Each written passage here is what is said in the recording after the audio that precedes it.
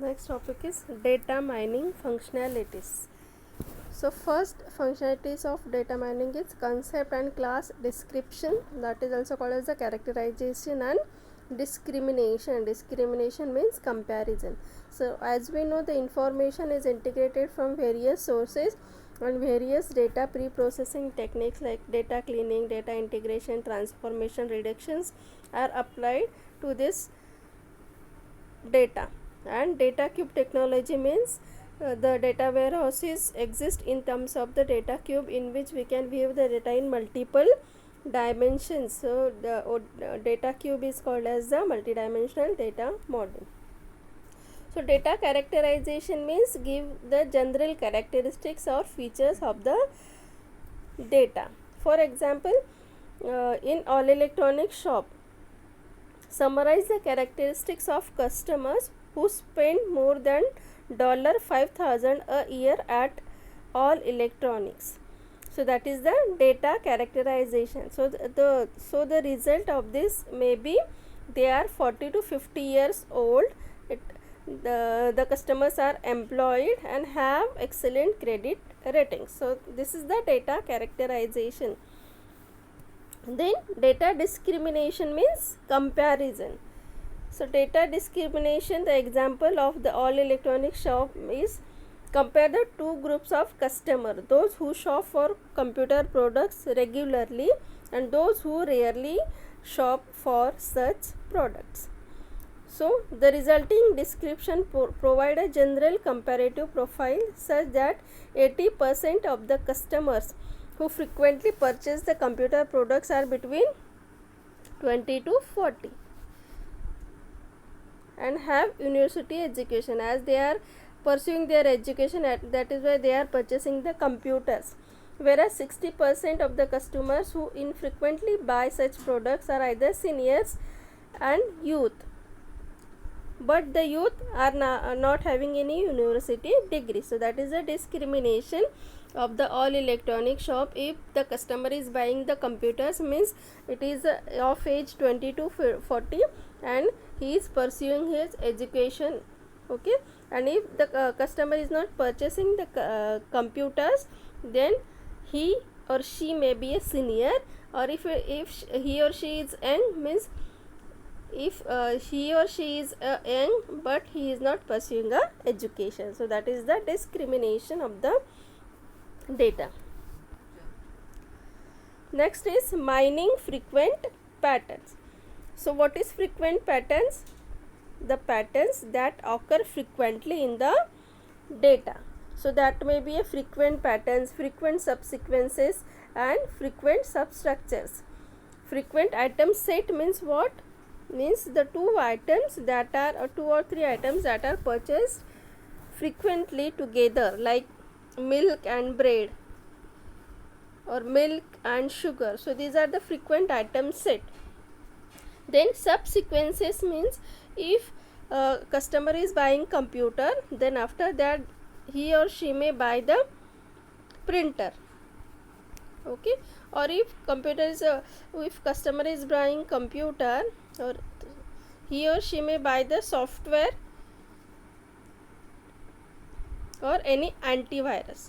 So that is called as the subsequences. Okay, so frequent pattern means it may be a frequent item set or frequent subsequences or frequent substructures. And according to that, we have to find out the association rules, which consist of confidence and support. Confidence and support. So confidence means certainty. If a customer is buying a computer and again he is buying the software, so in that case, if support is 1% and confidence is 50%, means what? A confidence of 50% means if customer buys a computer, there is a 50% chance that she will buy a software as well. And 1% support means that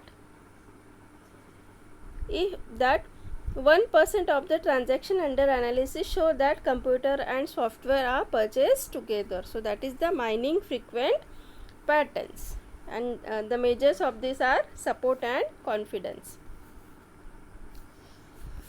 Next is classification and prediction. Classification means classify the data into various classes, or for that purpose we are using two steps: training and learning and classification. Means the data, first the classification technique learns from the experience and then it apply the classification techniques.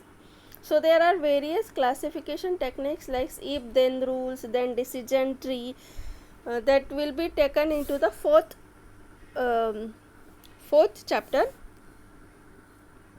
Then prediction means according to the experience, according to the classification, we have to predict whether the customer will buy a computer or not.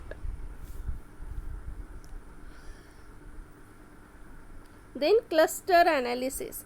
The classification is a supervised learning, because in classification there is a class label is available in classification, but the clustering is unsupervised learning because there is no class label available in cluster analysis. So here we have to group the data, similar data, into one cluster, and the data items in the different clusters are dissimilar. So in clustering, it maximizes the intraclass similarity and minimize the interclass similarity.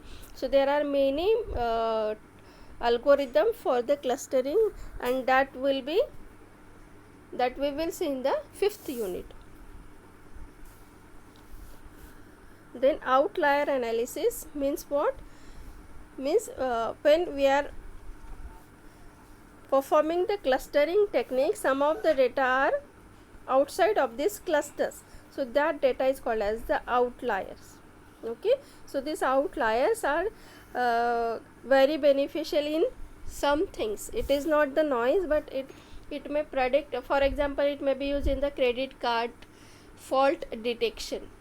If your credit card is stolen, and if there is a if the thief perform shopping on that credit card, so that shopping is different from your shopping, so that is also called as the outlier analysis.